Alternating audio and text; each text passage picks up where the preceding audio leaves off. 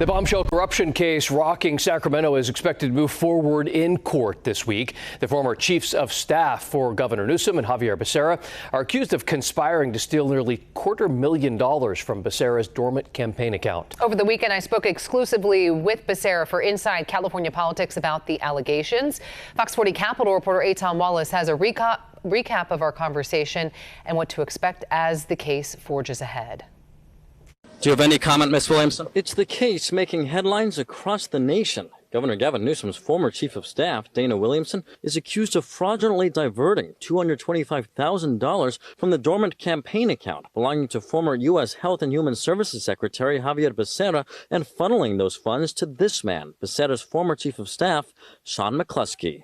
Do you have your side of the story you'd like to share with the viewers at home? Last week, Williamson pled not guilty to the slew of charges against her, but McCluskey and another alleged co-conspirator, longtime Sacramento political consultant Greg Campbell, seen here walking out of court Friday, are expected to enter a guilty plea in the case, with McCluskey expected back in court this Thursday. It's a gut punch. Becerra, who is not implicated in the indictment, spoke about the case exclusively during this one-on-one interview on Inside California Politics with host Nikki Lorenzo. He said he had no idea about the alleged theft of the funds in his account. I didn't know the full extent of what was being investigated until I saw, like you did, the indictment. An indictment that includes several pieces of alleged evidence. Attorney Michael Wise, who is not involved in the case, discussed the indictment further. Recorded statements, you've got financial transactions, you've got documents that were filed under penalty of perjury, and you have cooperating co-conspirators.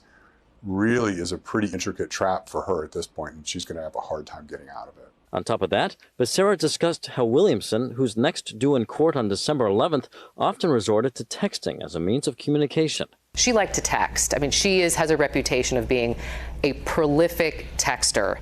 So the feds have seen her communications and correspondence. Do you think other California Democrats, lobbyists, consultants should be worried? Oh, gosh. I suspect a lot of folks have developed strong trusted relationships with some of these individuals that are named. So some correspondence potentially could betray that trust?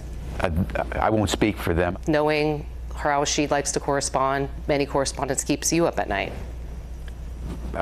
Everything that I would have done correspondence-wise would have already been provided to the Department of Justice. And that was Fox 40 Capitol reporter Eitan Wallace with that story. After Becerra's interview, I also spoke with political analyst Tim Rosales and Andrew Acosta about the conversation. Here's a bit of what they had to say.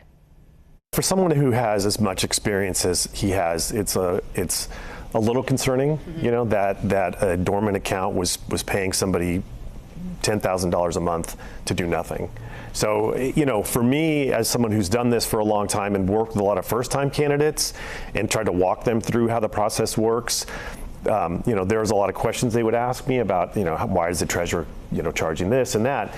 For someone with that much experience and who's not running for governor, to not have, you know, more, you know, to have a better idea of where the money's going is it's concerning. I've got to give Xavier Becerra a little bit of credit for coming out and kind of facing, you know, these questions and doing that. I think that's not something I would expect to see from Governor Newsom. And we probably won't see anything like that from Governor Newsom, but we should see something like that from Governor Newsom. He should step forward proactively and answer some questions in terms of, you know, what his engagement was, or very similar to what Xavier Becerra answered, because he is a governor of the state of California and he is looking to run for the highest office in the land, you know, for president. And for a full coverage on this corruption case, including my conversation with Xavier Becerra, also with Andrew and Tim, you can visit our website, fox40.com, or you can download the Fox 40 News app.